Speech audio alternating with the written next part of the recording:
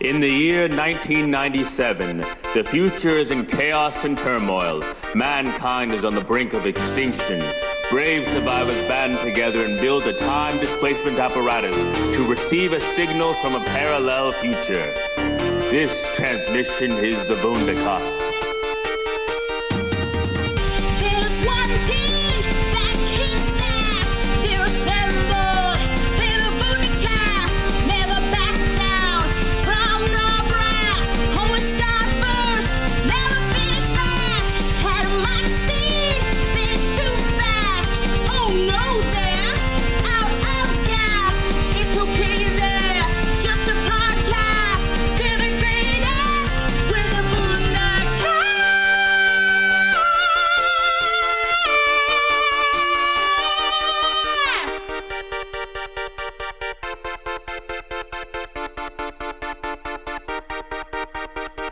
Welcome to the Wundercast, the official podcast of Wunderblog.com, the home of Adult Swim Yule Log coverage. We are dedicated to the Yule Log franchise.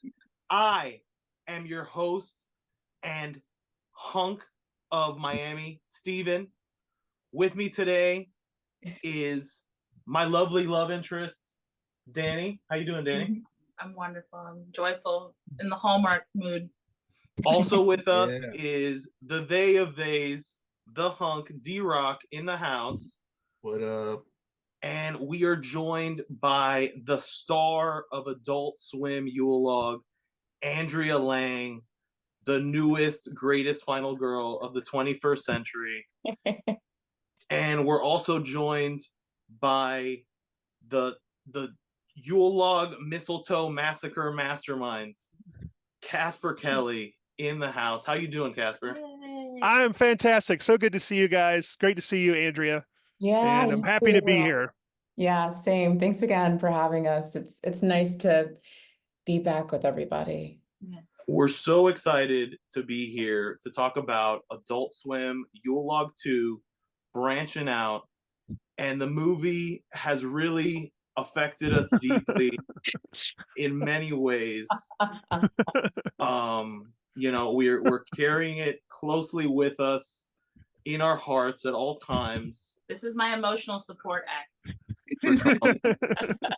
And just in case things get really wild, we also have a chainsaw as well. Oh, wow. Okay. Nice. Because you created a sense of fear in Zoom calls in Adult Swim Yule Log 2. There's a Zoom call scare of the Yes. Yule Log just suddenly appearing. Yes. I I'm so honored and flattered you guys brought prop. Andrea, have you seen a screening of it yet or not yet? Did they send you a screener? No one sent me the screener. Oh my God. All right. I know it's floating out there and you haven't reached out to me. So I'm like, how does anyone feel about it? I didn't get a screener either. I mean, I've seen it a million times, but they Right. sent it to you guys, right? So yes, but Yeah. I'll fix that. That's a later thing. But yes, it's so yeah.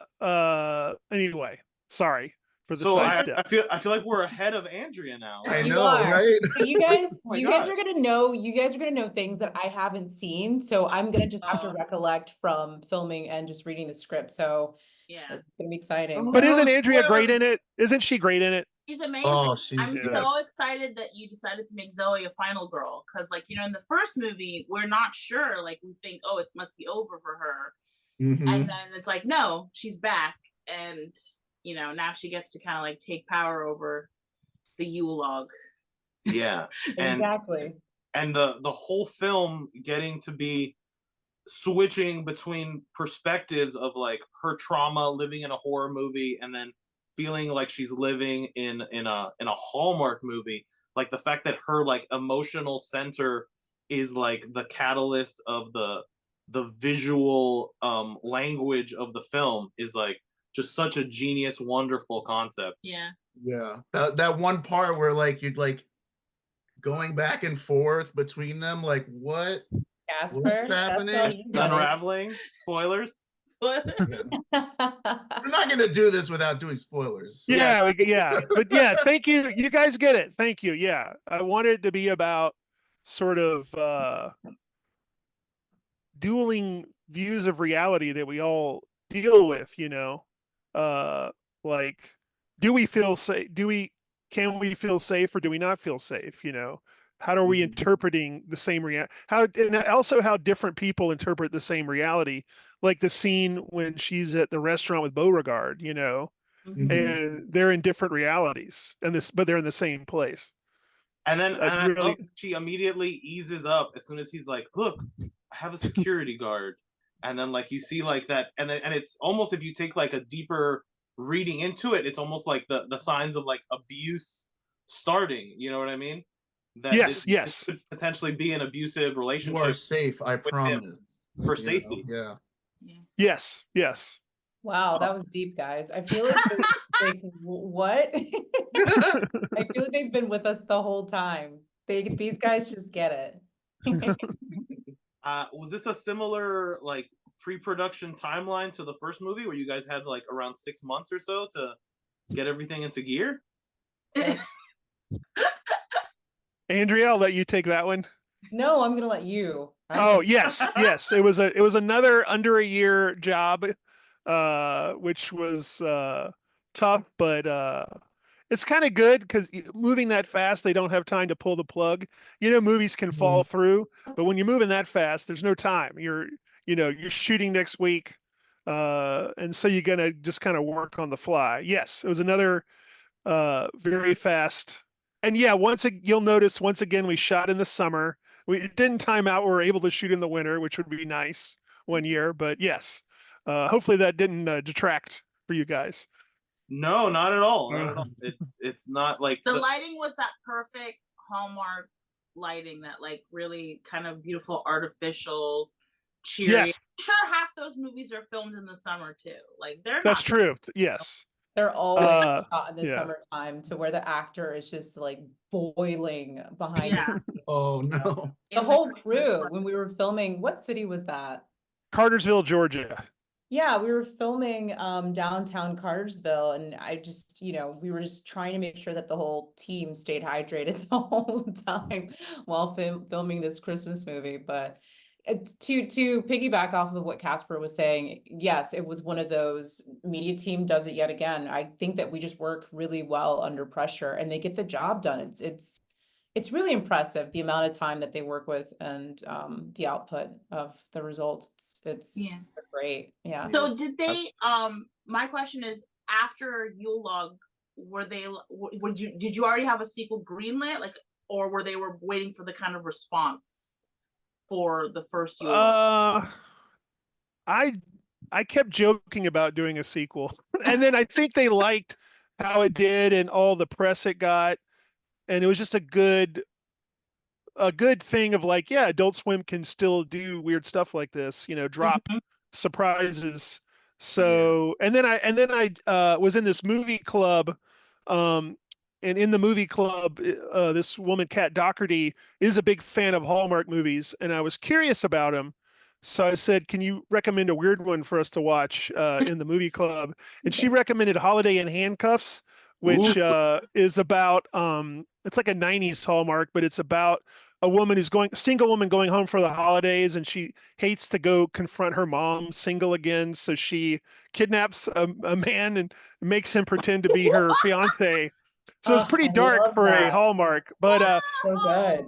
But then we were kind of laughing at it because it's a little campy, but I did get warm fuzzy feelings from it. Like, it's sort of a cognitive dissonance where you're kind of laughing at it, but you're also getting moved by it and you care, which interested me. So I watched some more Hallmark movies, and I still got that reaction. Like, I get into these movies.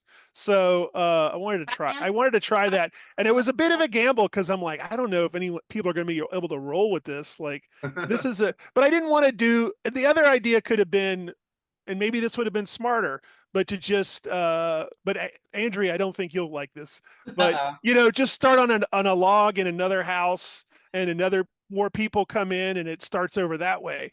But for whatever reason, I didn't want to do that. I mean, I love working with Andrea, and I just wanted to continue her story, of Zoe's story, but I wanted to do something a little more experimental than that. So yeah, that was the thinking. Did you reach out to Andrea before you started writing, like to make sure, like, hey, I'm ready? That would have been smart. I don't think I did, but I felt like she'd be down. I felt like you would. We had a good We time. And she's knew. awesome. I'll tell you how awesome Andrea is. It was a very stressful shoot because it's much bigger, more locations, more cast. It's Yeah. big, but the budget isn't really that much bigger. But she gave me the sweetest gift. She gave me this yoga because I talked about I was into yoga before the pandemic, but I fell off. And she got me this yoga gift card, and I'm going to go Sunday. I just called them, so I can get back into yoga and sort of relax and de-stress from the. Isn't that sweet? I mean, isn't she the best person ever? From the Rush production. Yeah. Yeah. Casper likes me for the presents I give him. First of all, I don't know if you recognized what he just said. Nothing other than the presents he gets.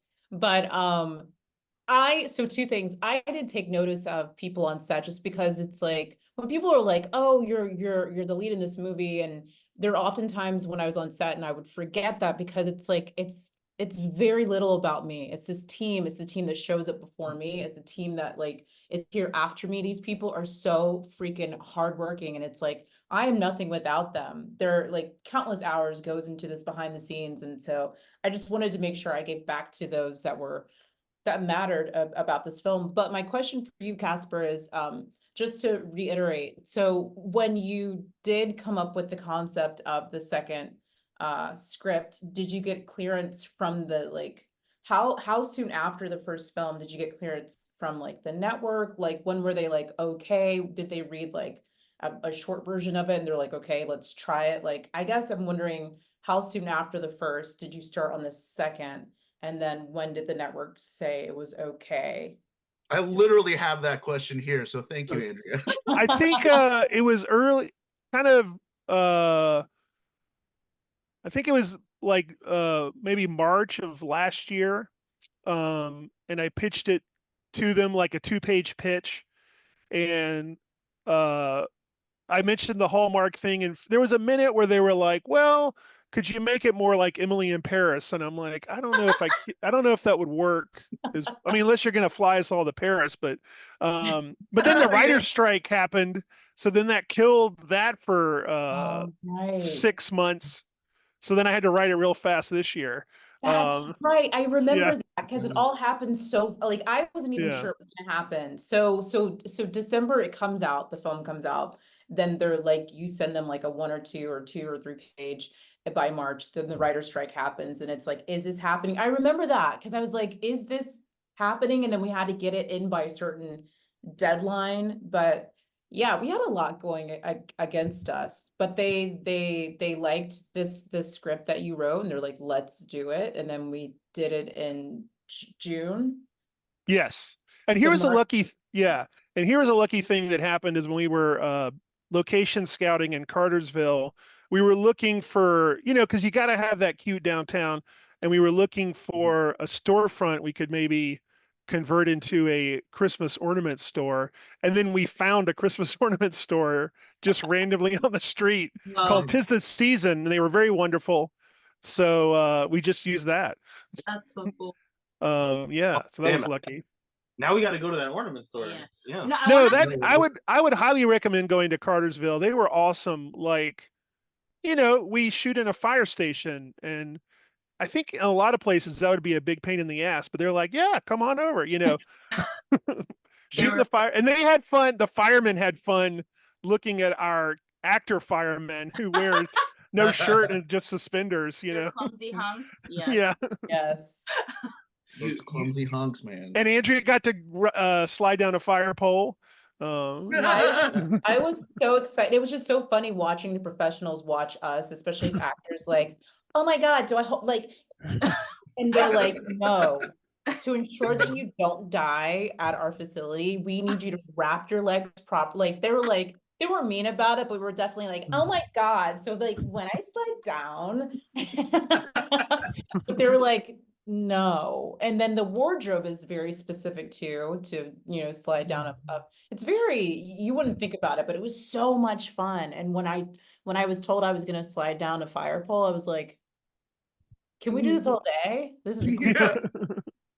How It did was the so much firefighters fun. feel about Blaze and their what's the word I'm looking for? Their depiction in the film, you know? Yeah, I went. I warned them because they all just out of camera. They were all sitting in a group, kind of watching it all. And I'm like, all right, the fireman's gonna come out. I want to warn you guys. You know, he's well. But I was like, I flattered him. I'm like, you understand that people find firemen hot, so this is going to be that, and he's not wearing a shirt. So I just want They you to be sell prepared. Yeah, calendars. They know. yeah, they know. Yeah. They know. Oh, here's just because I'm ADD, I'll shoehorn this in there. But again, I thought there was some very smart use of money cost savings for this budget, and as a little tidbit, the police headquarters, the hospital that Andrea is in, and the Coral Conservancy are all shot in William Street, where Adult Swim is. You know, because that was a free building we could use, and they allowed us to do that. But that's in William Street. That's some Adult Swim history for you. Yeah, Okay, for sure. talking about that conference room scene. Okay. All right, and this is definitely spoiler territory. Yes. I think we see Charles Green, the little man. I think we see him in that scene. No, it's a different actor. It's similar, Is but it? yeah. He just looks so much alike. Oh my He god. Yeah. looks so much like him. I was like, that's him. We wondered, Yeah. I was like, is that I guess we could purposeful? die in that. Oh, go ahead, love. Yeah. Oh no, I was just wondering if it was purposeful or not, because we really were confused. We kept like looking at him like, that's him, right? No, is that him? I'm not sure. And I wasn't totally sure. So yeah. Yeah, I liked. Go ahead. It created this unease during. Yes, the scene yes, That was like, before even the log shows up, that was like palpable. yes. I liked that. Yeah, the hinting at it, or at least doing something adjacent to it to give people that feeling. Shut So it up. was. So Yeah. once you. Okay, sorry. No, not Go literally, guys. I'm sorry. That's excitement. I shut your mouth. No, I need to go back and see this now, because now I'm like, because you guys have seen it. I haven't seen it yet, so I'm living through like the moments of filming, and I'm like, what guy Yeah. is that? Oh, Oh, you didn't see him at all because we shot him after you wrapped. It shut was a up. yeah. Wow. Okay, yeah, I'm yeah. officially excited. I'm excited. All right. But so that's interesting. It's not the same guy, but there was something intentional going on there where you're like, he looks like that guy. Mhm. That's gonna create an effect. Whoa. That's cool. That's So, awesome. Thanks. You guys notice everything. I like that. We've watched it twice already. Oh, So- awesome. This is you our mentioned family. media team also worked on this movie. Did you guys get like all of the same crew back mostly? Was it bringing the Pretty much. I together? mean, yeah. That's For the great. most part, yeah. Oh, frozen. Oh, we got the first freeze from Casper. Here we go. Here comes a Yule log. Technology. And we're back. There he is. Okay. Are you Alright. back, Casper? Yeah. Sorry. Yeah. Yeah. Pretty much the same crew. Did I freeze again? No, you're No, back. you're No, Okay. you're good. You're Yeah. good. All right. Yeah. Which was lucky. Yeah, because they knew the drill. But it was such a big jump up in what we were doing, But thank God we pulled it off. Did you bring back all 5 editors? No. We brought back one editor, and then we brought in a new editor, Jonathan Pulowski. We worked with Phil Sampson, who edited on the first one, and then we brought in a new editor, Jonathan Pulowski, who was the deputy in the first movie. He's a very talented actor, and he's also an amazing editor. Oh wow. So those were the 2 people that edited it. Yeah. Yeah, and he's Can got I the mention- series with Justin Baby mention- Bird. Oh, sorry. No, Go go ahead. ahead, Andrea. Oh, I was just going to say something really fast. Another fun fact about John Pulowski is he is in a Limp Bizkit cover band Yes. called Pimp Trisket as well. So he's an amazing actor. But tell him who he's with, who he's in the band with. So he's in the band with his best friend, who also happens to be in the first Adult Swim Yule Log, playing Alex, my fiance, Justin Miles. That's his last name, Yeah. right? Justin, yeah. Oh my god. Justin and John are in a band called Pimp Trisket as well. That's amazing. That is the best piece of trivia I've heard about this Yeah. Adult Swim Yule Log yet. That's amazing. That's amazing. Yeah. I wanted to revisit quickly. It's so funny how, Casper, you said that you weren't really, you were kind of mulling on different ideas for the sequel. The idea, and then that you landed on Hallmark is almost like serendipitous, because like you don't understand how big those movies are right now, like in the internet zeitgeist. Like people are obsessed, and to the point where now Netflix and other streaming channels are creating their own Yes. Hallmark movies. So I think that's going to be really cool for people to see when the movie comes out, because yeah, it's like it, and it's great. It's such a great thing to riff on, because those movies are so formulaic as to just literally like every beat, you know it. But yet it's like you said, it's comforting. You watch it maybe every beat, but you love the beats, and you continue to watch the beats over and over again. Right. That's very observant. I think another factor of this was I thought about trilogies, or because I would love to do a third one or more even. But like Yes.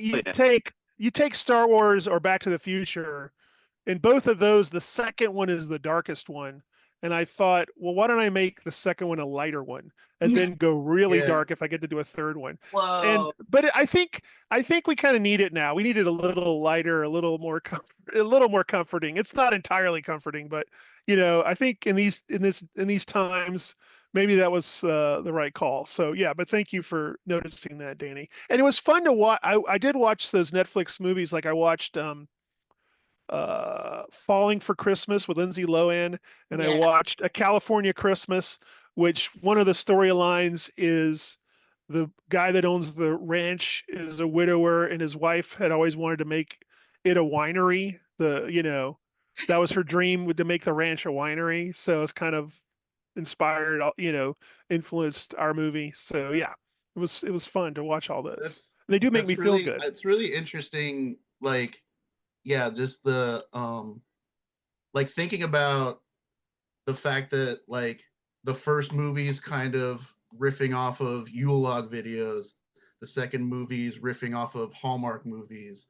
It's making me imagine in my mind like what are they gonna put in their crosshairs next, sort of thing. Like, and also like I think the thing that really caught my eye more than anything is that the subheading branching out, just in terms of like, especially given what we saw in the first film, that it feels like there's so many different ways that the universe could branch out. And I wonder like what your vision might be in regards to like how you see the universe kind of branching out, or what have you. And like also like talking about that, you're talking about you want to make another one or more. Like we want like 10 of these. So like how many would, in your like ideal world, would you want to make? Oh, I'm gonna find this email because I guess, or did you see this press release? They wanted a quote from me, and I'm gonna read you my quote. The first of 10,000. Okay, they made me rewrite it slightly. I'll read you the one before I rewrote it.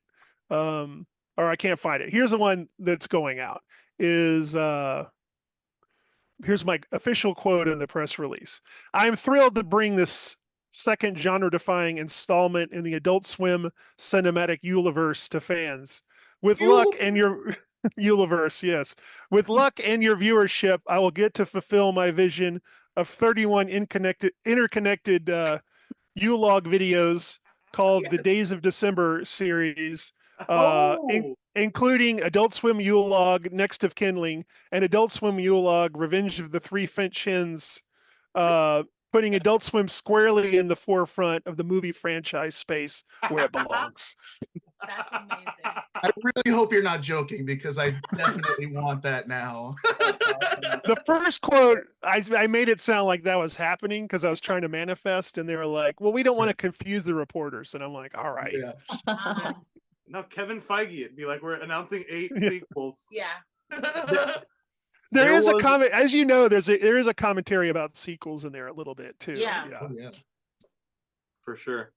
There was actually, speaking to superhero movies, one of my favorite parts of the movie is how Jackson thinks that his grandma's turning into Nana Groot, and he's got this warped perspective on, like, he thinks he's in a superhero movie. And I was like almost waiting for the aspect ratio to change. Oh, that's to, a good idea. Why don't I superhero show you? movie Yeah, perspective? You know what I mean?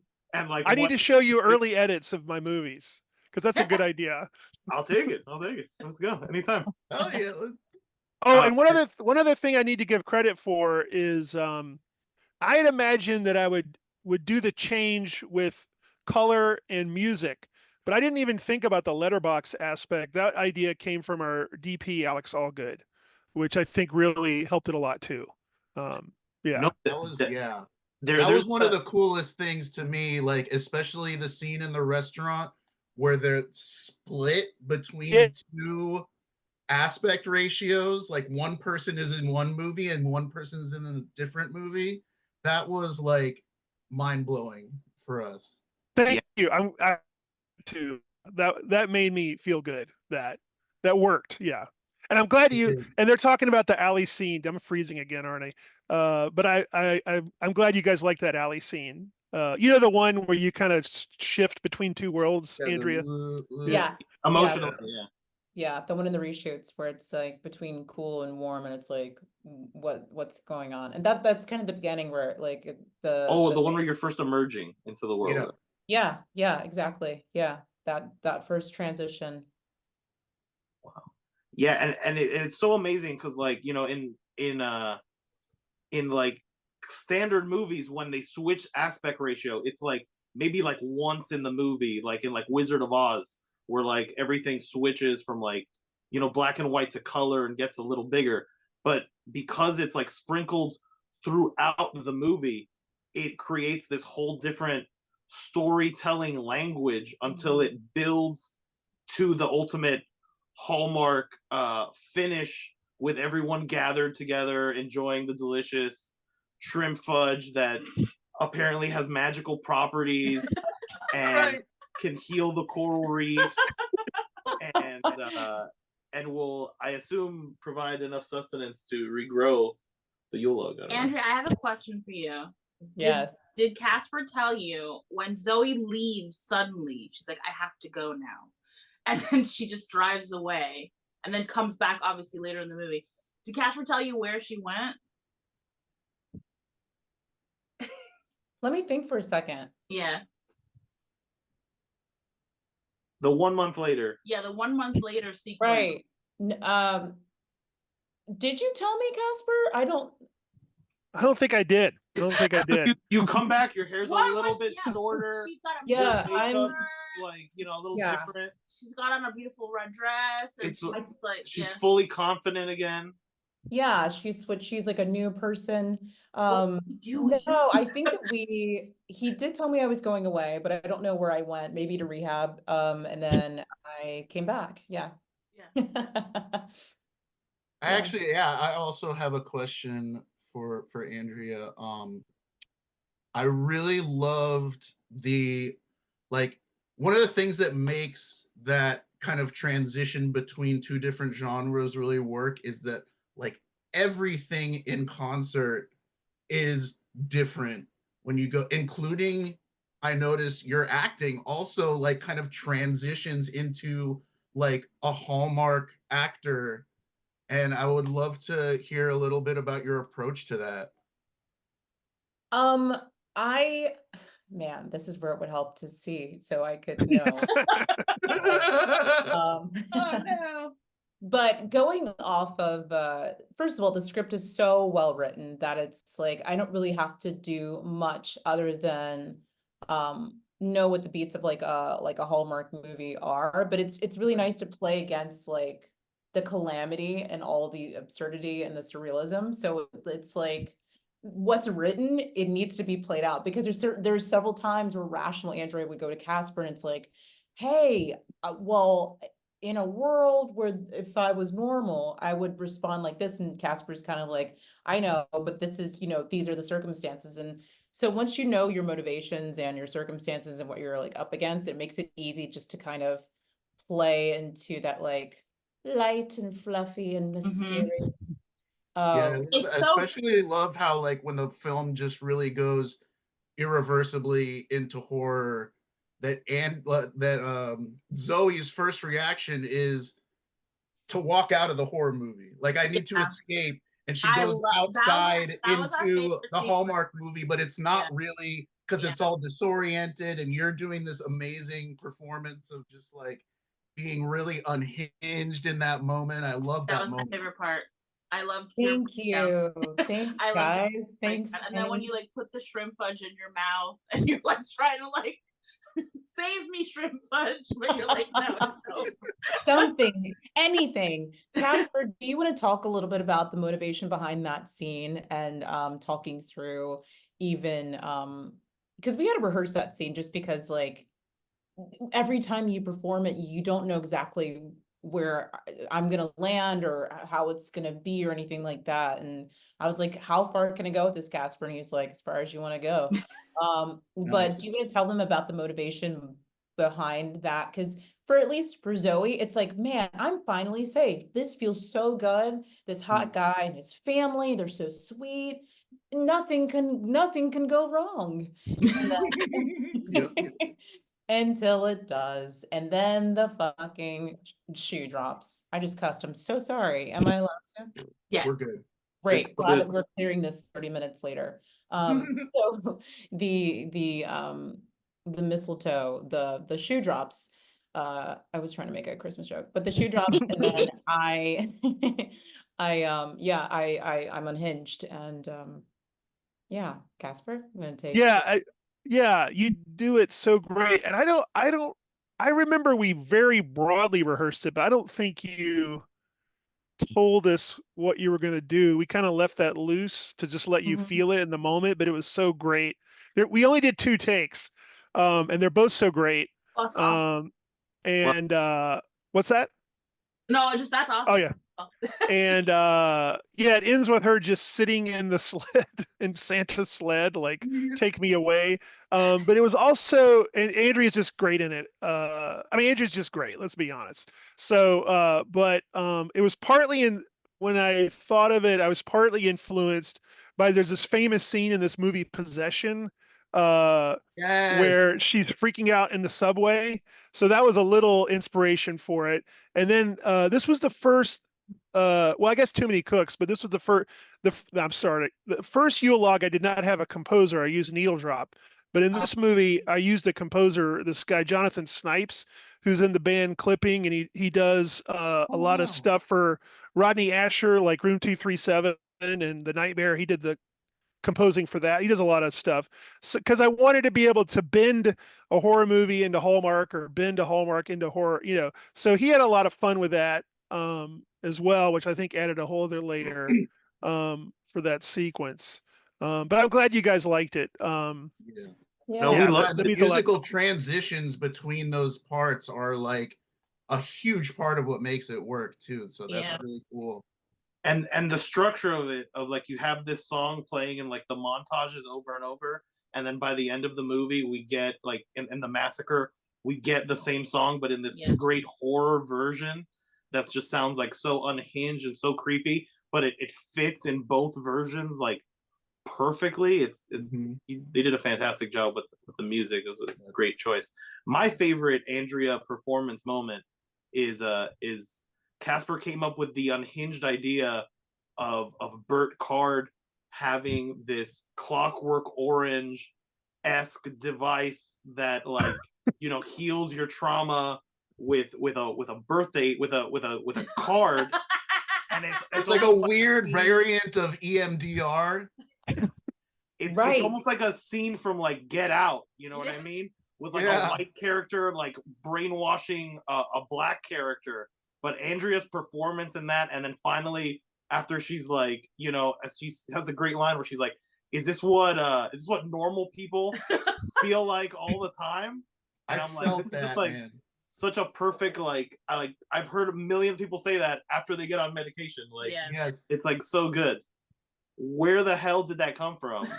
How much fun was that performance? Oh my gosh, that can I call it a contraption in the most Yeah. Yeah. positive way? Um, it was so creative and so unique and so freaking bizarre. I was like, how is this gonna work? You guys are so it yeah, I was like, so wait, how does this working? What is it gonna do? Yeah, it was super cool. Casper, do you want to talk about putting it together and what it took and like what it spits out and everything that Well, comes? yeah, I'm just feeling bad because you haven't seen it with the effects. Yeah, that's what I'm saying. Yeah, Oh, you A were. whole yeah. other that's a whole other element, you know. Yeah. Oh God. But yeah, I mean this movie is about trauma and trying to heal from it and trying to see if you can ever feel safe again. And that is influenced by EMDR for sure and various treatments. Um, so I don't know if that's and it is a little influenced by, I love the Clockwork Orange reference. There's a little Voight Kampf in there too. Blade Runner And it, contraption. Yeah. Oh yeah, yeah. Yeah. and like at the beginning, it really does kind of feel like ominous. Like we don't know if like this is Yeah. the moment. Like, is he actually a good guy? Is Yeah. he actually in the Hallmark movie? Is he a trick? But then like it works and it helps her sort of like, try to have that moment where she's lighter, Yeah. Yes. Yes. Thank Yeah. you. I love this. Yes. Yeah. There's this great line with the beginning of the movie with the officer where he says that he's not going to be able to go to trivia. So I want to hit you guys with a little trivia from the first movie and see if Uh-oh. you guys get it. I don't know. Uh-oh. Okay. Okay. And I'll let Andrea answer first if she knows, and then I'll let Casper answer second, since I assume as the A little mastermind, bit of an he's advantage. cataloged everything. So in the first Adult Swim Yule Log, Yeah. one of the characters gets a splinter. Just like Nana gets a splinter in this movie, one character gets a splinter. Which character gets the splinter? Of course, this is I don't know his character's name. It's Sean Hankinson. Correct. It is To Ben. visit the cabin with the group. What's his name though? Ben. Ben, yes. Yes. Ben. That was such an interesting callback. Like I was like, wow, I wondered if there was anything to that or like what Like, if there's would Ben have become a log monster in right. this part? Would he have gone through If like he had lived long enough, yes. That's did he die the moment that splinter touched his body? Yeah, because Nana And kind of seemed like is she that died. why that why Ben was like callous about things? You know what I mean? Because he was already like being corrupted by the log. Like it leaves all this new ways for me to ruminate and interpret the first movie. Now with the information I have in the second movie, Yeah. it's like whoa. Yes. That Yes, was that makes- something I yeah. wanted to mention. Sorry, Casper, I'll let you go in a second, but that was something I wanted to mention about this. I feel like the highest compliment you can give a sequel is it makes the previous movie better. And this is like definitely succeeds on that level. Like I was just watching the first movie and I was like taking all these notes, like, oh my God, there's so much stuff here that now that I know what I know from the second movie, there's like all these things I wanna think about. So definitely successful on that front, big time. Oh, thank you. Thank you so much. Yes. I wrestle with the concept of sort of world building and lore building, like because a lot of movies now they love to do a sequel of a prequel of like, well, here's how I'm trying to think of an example.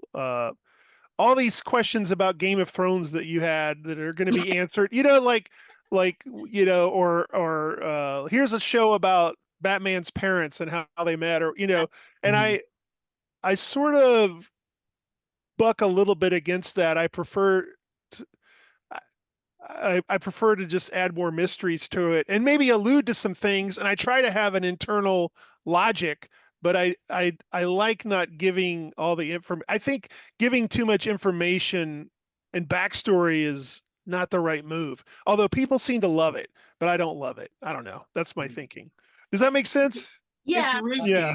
like if you like it, if you leave it a little bit ambiguous, then people can, like we're doing, obviously, can like theorize and fan theories and all of that. And it's almost like works better for the story than actually coming up with something. You know what I mean? Yes. But But I I do. Go ahead. I agree with you, Casper. I think that I think partially just because of the studio system and then, like you said, the desire for it, because people will watch it no matter what they put. But there is this obsession with who else can we do a 10 series, show on next about which character, about which random person, so that we can like get a little more. And it does kind of start to be like, when is enough? When can we like move forward? Because it always kind of feels, especially too with a lot of prequels, it's like we're constantly moving backwards. We're not ever moving forward in a story. We're moving backwards in the story. We're just kind of sticking in the same like 5-year window of a story and like getting everybody's POV. And I agree with you. It can get a little like, where does it end? When do we kind of like let stories be stories? Right.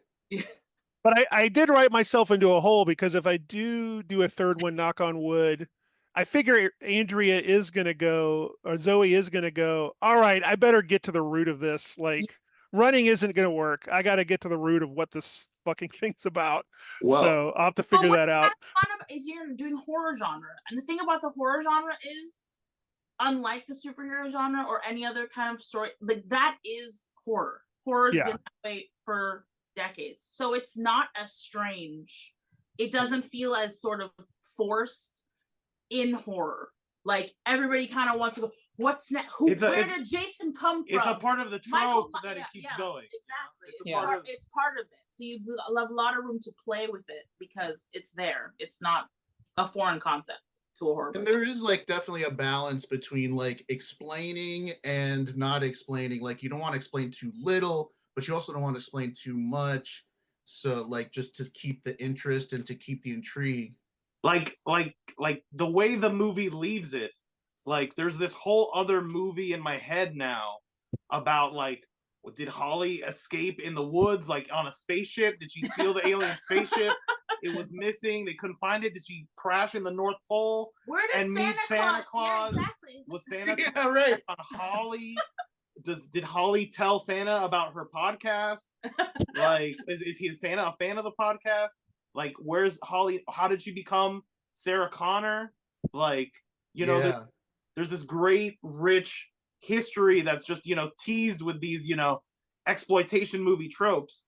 Yeah. But, in the sequels, like, I wouldn't be surprised if the next movie is like 30 minutes of like Holly, fighting off the effects of all of the social media disaster of the Yule log, causing everyone's Yule logs to kill them, and she's like on like a killing spree, like the next movie could be the Die Hard of this bitch. Okay, good premise. That's a good idea. We should talk. Yes, totally. And it could also go a totally other way. Like it could still be the like, is Zoe gonna lose her new husband in the first like 5 seconds, like Austin Powers, and have to find another love interest, another like double widower? Maybe this guy has like 3 dead wives. Like, I don't know. My lord. I mean, we don't even know if she survives this movie, really. Well, I'm rooting for Zoe. The ending, but they have axes. They got 2 axes. That gives them a chance. Exactly. Yes. Yeah. The ending is very disturbing. Okay, the ending's extremely disturbing because I'm gonna spoil this for you, Andrea. I'm sorry, but I think I have an idea. Is it where like all the people from the past so we get an Avengers level shot of the little man and all of the horror icons of the Casper Kelly verse. All right, including from Final Deployment and the Lizard Man from Too Many Cooks. They're all in this, and they're approaching Zoe and her happy ending, and then our credits. You guys parrot the exact lines of the movie that Zoe is watching in the hospital, and then it makes it seem like maybe this entire film could have been Zoe's dream in a coma or something, or you know, like Yeah. this. We could be in Buffy. What season is it? Season 6 episode where like we don't know No. it's ending if we're in our real reality or not. Like, what's the real reality? Yeah. Is Zoe Well, insane, or is life a Yeah. Hallmark movie? well, it No, sounds like we got no some comment. I'm sorry. Yeah. Yeah, but it sounds really cool because it makes me feel like we have some options to work with, Places right? there's definitely places to go after the end because it just Yeah. feels sort of like And the first movie opens up the door to time travel, so Right. we could always Back to the Future Casper. too, and go And- back into the first 2 movies. And there's so many little stories in that first movie that you could kind of just pick up and like run with. And there's like, that's why I was so excited about the branching out thing, because it's like there's so many different directions. You could continue Zoe's story. You could, you know, go to a like more Holly-centric movie. You could pick Mhm. up any of those Zoe. stories from the past or the cult or like any of the million things that are going on in these movies. I I love these movies. I was Zoe's my final girl, so I'm always rooting for her because I like. Me too. Thank you, Danny. There's something very unique about the wood and me not dying. I feel like it's maybe kind of connected to my lineage or something like that. Like it just feels like it's out to Ooh, get me, but yeah. it's actually been protecting me, if that makes any sense. Yeah, no, and she talks about like how she's cursed, like, you know, exactly, like, is it? And she sort of, you know, at the end she tries to let that go, but is she wrong? Is Zoe actually cursed? Does she know something, you know, like instinctually that Yeah. I've also been thinking about like, does she think she's cursed, but it's not a curse? It's like some sort of like power or like some sort of connection to what's going on that could be an advantage later on, is also where my mind kind of was going. Mhm. Like she hasn't learned how to harness it yet, Right. but it's something she could use. Yeah. Well, Yeah. there's the sequence that is the mirror to the first movie, that instead of going into the fireplace, she goes into the freezer and she meets with Nana, who's now, I guess, technically like an angel. She's got like a corn halo and a halo on her head, proving her innocence. And I almost had the thought like, oh shit, does she have the Shining? Can she talk to like dead people now? Is that like, did she gets to commune in that area? Did the effects of the first log change her, like, or was Nana psychic, you know? And she kept her powers in the afterlife? Because that's a trope in you know, CBS things, is like, you know, there's always like that one older person who has like who powers. has touched by the power, you know? And the whole movie I had this dread of like, oh no, is the Yule log gonna find another fireplace? Like, will it create another hillbilly Bermuda Triangle if it hits a fireplace, you know?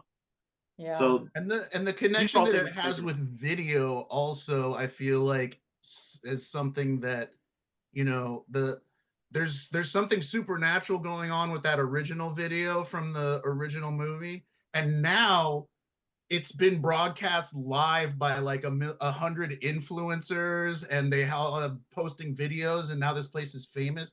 How's that gonna affect the universe? Yeah. I really wanted to get you to talk a little bit about the Yule log monster, because that thing is so cool. Yeah. And the transition is so badass. I would love to hear about like what went into that and bringing that to life, because it's so awesome. Addendum. Did you think like, all right, Friday the 13th part 1, the Mama Voorhees is the killer. This is the sequel. I got to create a Jason, and then we have this log-headed creature. Is that our Jason? That's interesting. I had just seen those movies with my daughter again because she wanted to watch them, and I mean, I'd already seen them. I probably did think about that unconsciously, but I did think about Halloween and how it picks up right after. I mean, that was a lot of thinking about Jamie Lee Curtis's character and how, you know, what her state of mind would be in the second movie and what I would do. Like I would carry an axe, I think, you know, just to be safe, you know. If you realize you're in a horror movie, you definitely don't. Yeah. but that wasn't what was your question again? I'm sorry, I got ahead of myself. The nano The monster. monster, like the Oh yeah, making yeah, and yeah. the So transition. yeah, that was Shane Morton and his Silver Scream labs, and I've worked with him for many years. I worked with him on Your Pretty Face is Going to Hell. He did the Cheddar Goblin. He did Smarf. You know him. I mean, his team, him and Chris Brown and Kyle and Amazing. Oliver and everybody, and they're great. And so, of course, I'm immediate when I start thinking about a movie, I'm thinking about something I can do to push him because he's just a very enthusiastic. He never says no. He's just like, yeah, yeah, let's figure it out. He's just a great enthusiastic guy. Like he just doesn't say no. It's like, oh my God, this would be good if it'd be good if we have more eyeballs. He's like, you need eyeballs? I got a whole truck full of eyeballs. Just hold on a second. So Everybody. yeah. Uh, so I just love him and his enthusiasm. I mean, he has a lab and it's just a wonderland of stuff. And it's great. Yeah. So I'll always be working with them.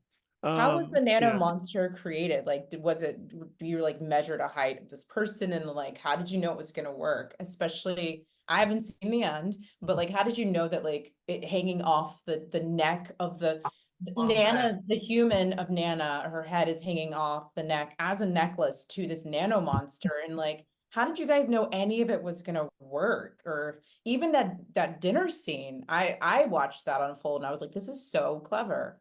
Yeah. Thank you. I don't think we do know. We just go for it. But yeah, we just go for it. That was the idea. And yeah, I just really like yeah, the can opener effect is what we called it. I No, thought that was really cool. Yeah. the Like, moment where it grows a mouth and he's got like splintery, horrifying mouth was just so visceral and just like so scary. Such a great visual. So Those, Andrea like, was wiry that wooden on teeth. set with Yeah. you? Like, so you were able to see it on set? To answer you, Dani, so we were the first location that we were at, we were downstairs and I would just see the head of Yeah. the monster, the wooden thing. And I'm like, how's this gonna work? And then who was the stunt double that they brought in, Casper? That he's worked on many sets as a stunt double, the guy who wore the actual oh, costume. you mean Ben Bladen? Yeah, he was so lovely because I don't really think that you can see or like really like there's not a lot of ventilation in that costume. But per Yeah. the dinner scene, seeing that happen and like which card member was it? Is the Pope or the priest? Sim. A sim. Yeah, so he like goes to give Nana that hug and like Nana like impales him, and to see all that in slow motion and then to see like a little bit behind the scenes was just like, how did you guys do this? This is so magical. But really quickly, playing against that, when I'm receiving this, I'm offering the shrimp fudge. When I had to shoot my scene, that wasn't there. So I had to like just like pretend as if this like craziness was taking place. But I'm so grateful that I was able to actually see it. Yeah. The turnaround. But yeah, that's probably one of my favorite scenes, and answering questions about what can fans come to expect that haven't seen it yet. And I'm like, well, there's a really lovely Christmas dinner scene.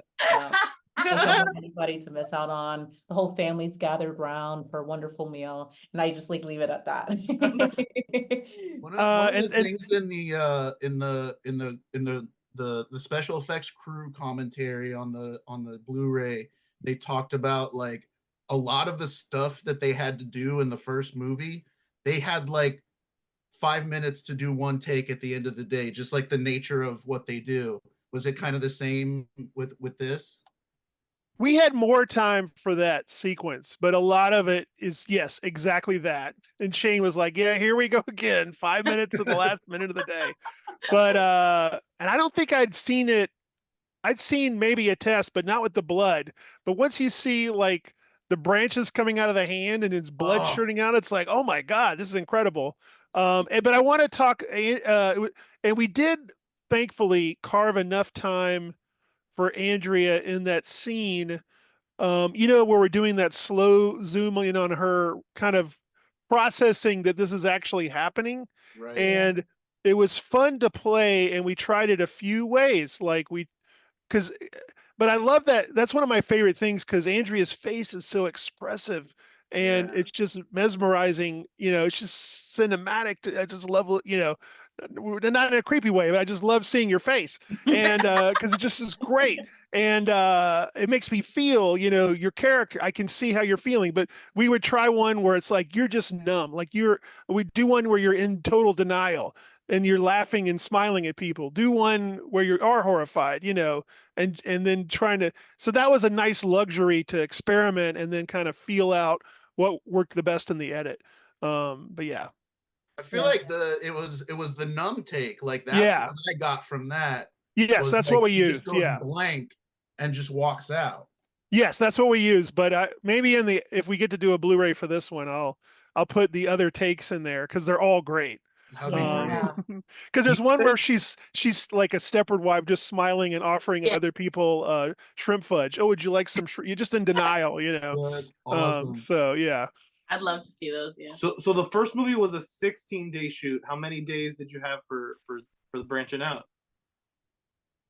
I think it was more of a month, like 20, 25. I should know. This is a basic question I should know. And I lived it, so I should really know. But Yeah, for you guys, probably like 25. I think for me, it was like 17 to 21. So close to the amount of time it took for the first one. it probably was only like 22 then, because I don't think there were many days where you weren't there, because you're pretty much in almost every scene. Yeah. Was it nice reuniting with Justin again for that sequence, and then ultimately him saving the day by training hard? Yeah, it was so nice to have him even in like my dreams. But it was funny because Justin being in his old-fashioned style, it was like I was so excited to see him, but he was too busy caring about this boxing match. And so I was like, even in my delusional dream, I'm like, wait, are you even dissing me now? And my like, what? You still haven't changed. Great, cool. Glad I didn't. Oh yeah. Then it comes around. It comes around again later why they're doing that. Why they're having that boxing match. I don't know if Andrea knows yet, if she hasn't seen it. But there's a reason for that boxing training. Casper. Okay. Yes. Oh, you'll have to watch it, Andrea. and Okay. see. All right. I'll have to watch it. Minutia questions. Yes. Yeah. Right, we're running low on time. We got 5 minutes left. What part did Dawn and Nana fight over in Greece? Was it Sandra D? Was it Rizzo? Was it Frenchie? What part? Oh my goodness. Oh, it would have to be Sandra D, right? Because Dawn would play Sandra D. Yeah. I mean, it's not who She she wants to is, be but famous, that's who, right. yeah. That's the star. That's the big role. Okay, it's a big. Yeah, and that makes sense because Nana wants to be a celebrity, so playing the Yeah. main would definitely be. So her. do you guys want to hear something really quickly? I know we have like 30 seconds No, go left. for it. Another fun, quick, I guess, like trivia thing about me is before shooting Adult Swim Yule Log, I actually played Sandy in a musical parody called Vape, based off of Grease, that is now being transformed today into an off-Broadway show in New York. Wow. Yes. Oh, cool. That's Well, so cool. So I should know all the Grease things, but yeah, happening in Atlanta. Yeah. You Fun hear that, story. Casper? You can do Adult Swim Yule Log 3, the musical. Oh my go. God! Yes. Maybe for the third one I'll do the first one as a play and shoot. No, I won't do that. We both do it as a Broadway play. But then the Yule log starts messing with the pulleys and stuff for people who are flying around. Yeah. The clique light stage starts. is made of wood. Yeah. Oh yeah. Just doing a little tap dance with Yeah. the wood before it like turns on everybody. Oh yeah. I love that the log has like control over other logs. That's such a nice little piece of lore. that Yeah, can so they're go like forward. Teslas. Yes. So they just like turn on everybody. Cool. Andrea, is Yes. what if you had to choose a clumsy hunk, what type of clumsy hunk would be your clumsy hunk? Would you go with the widower ornament store small business owner? What is really The French baguette guy. Okay. Yeah, right. There's so many to choose from. Let me think. I don't know. There was something very naive and hot about the fireman. Yeah. Yeah. Blaze, Yeah. definitely. And Yeah. very innocent. Blaze, he's just like, he's so unaware of how attractive he is. And I find that Just very, trying to do his job without a shirt. It's really hard. I also yeah, it's hard for him to hilarious. keep his clothes on. So I respect that. I really enjoyed the fact that the running into the clumsy hunks almost like turns into this like miniature Too Many Cooks, where it Yeah. just keeps happening over and over and over and over. In old-fashioned Casper Kelly style, that's it. When I got the Exactly. script, I like read that and I was like, I can't believe he's allowing this many hot men on set. This is gonna be so much fun. I think I felt like you and the farmer had some sparks when I was watching you guys together. Yeah, Dale. yeah. But Yeah. I love when she moves on and you see in the background him walking with his ballet in the background, like as she goes to the next hunk. But the one fast thing about that, that was fun casting because I think I know what's good looking in a guy, but not 100%. So I involved my daughters and my wife on that audition. I mean, looking at the auditions, and they Special were consultants. hardcore. My younger daughter, 18, was so hardcore.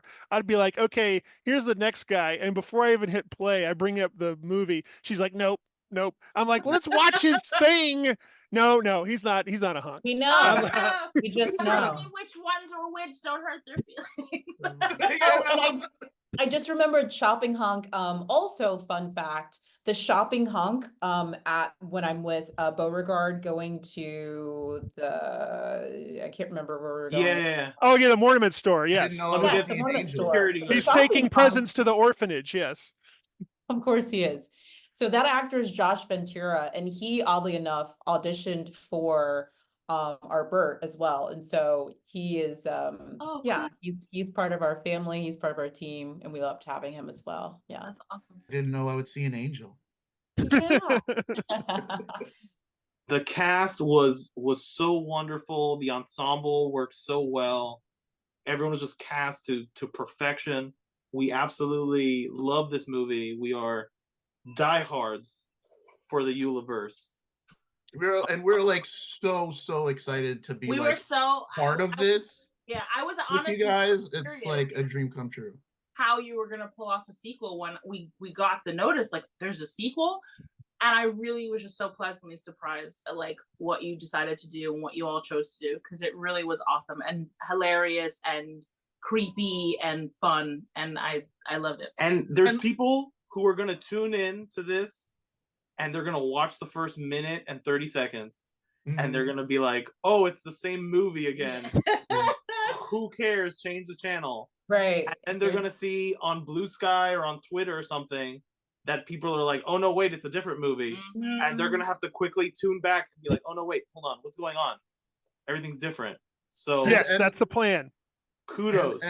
And also like going back to something you said at the beginning, like I really want to like lift up what a huge like risky thing this was to do. Like the first movie is like pretty full on horror, and this one is like mostly a comedy satire of Hallmark movies and like, you know, what are expectations gonna be. And I mean, it's very Casper Kelly to just like not even give two fucks But about what Eugene people are expecting for this movie, and I love that about you. but Yeah, there- I love the idea of this being the weird, if it's a trilogy or a quadrilogy or whatever, that it's the weirdest one in terms of genre shifting. The weird there is. stepchild. Yeah. But I know, yeah, one more, yeah, I know you have another question, but I just want to say, I love you guys. You guys are family. I feel seen when we Aw. talk about movies with y'all. So you guys are permanently in the, I will always be, whenever I come out with anything, I'll be reaching out to you guys. Thank you. Yes. God, that's so, wow, so flattered. Thank you so much. thank you so We much love for you too, joining us, man. Casper. Thank you, Andrea. I think we lost I- Andrea. I've been Steven. That has been Dani. That has been D-Rock. This is the Vundacast. Yes. Oh yeah, she's back. Oh, hey. Yeah, Just saying sorry, our I had to goodbyes. absorb really quickly. Yeah, and Okay. so good to see you guys. Thank you again for always just supporting us and being able to share with us the many different ways we can take this and just being huge supporters and fans. Andrea, I always get excited when I see you in a commercial. I'm always like, there she is. Yeah. Yes. Which the general, I guess, was Shaq. Yeah, yeah, I saw that. I Yeah. think that was one of. Wasn't there another one? Am I I feel am I like there going was. insane? Maybe. Yeah. Maybe. But yeah, I think that's you're probably the one I saw most recently. I just shot one with Keegan Michael Key for Choice Hotel, so that should be out pretty soon. Awesome. Ooh. Yeah. So everybody needs to go out. They need to order the Adult Swim Yule Log Blu-ray put out right now by Decnolog. It's available at Grindhouse Video and Vinegar Syndrome. And hopefully we get a Blu-ray for Yule Log 2, and then ultimately we'll have the 31 film box set. Yes. The Days Shaped of like Christmas. a log, shaped like a Yule log. Yeah. The Branching Out should be on Max when this when Yep. this is released, so that I'm gonna Yeah, be both of watching them- it, both like, of them 50 should be times, on I'm there. sure. Both of them should be on there if you missed the first one as well. Oh, Oh, nice. great. The perfect double feature. Fine holiday Yeah. fun. Thank you so much. Happy holidays. Thank you. We Thank you love guys. So good to see you. Thanks for having us. Yes. Thank you. Bye. Thanks, guys. Have a great holiday. Bye, guys. Thank you. Bye. Happy Take it New Year. easy. Wundercast? Give it Yeah. up for Wundercast, man. What an adorable name. But yeah, I specifically asked to that I wanted to talk to you guys if you guys were into it, because you have so kindly, I think you've kept your Twitter handle Watch Adult Swim Yule Log all these years. So I'm like, I gotta talk to them again if they're into it. I had to keep the message going as long as possible, and that seemed like the most efficient way to do so. Mhm. Yes. No, can Hey, I you just know, tell do you know it came out on Blu-ray, by the way?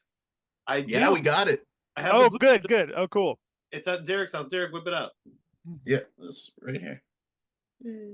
Yay! Yay. The cover is awesome. Yeah, it's super cool. But yeah, like, oh no, can I tell you how honored we were to get that reaching out? Oh man, we were like so excited. I'm like, whoa, you never believe what email we got. Holy shit. It's happening.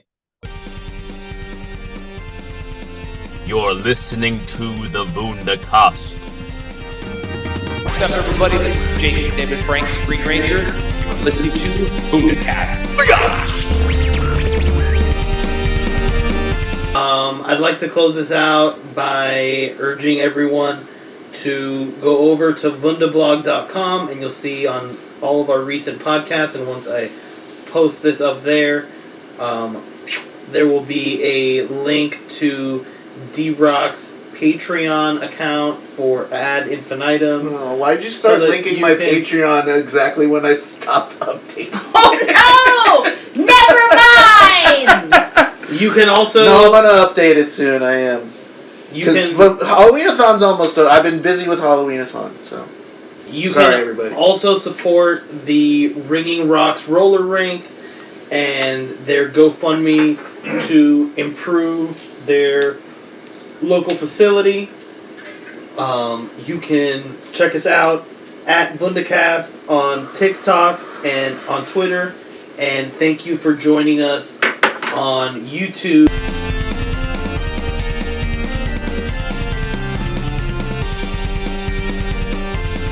You can find it at Wundercast, and I know they love Effie.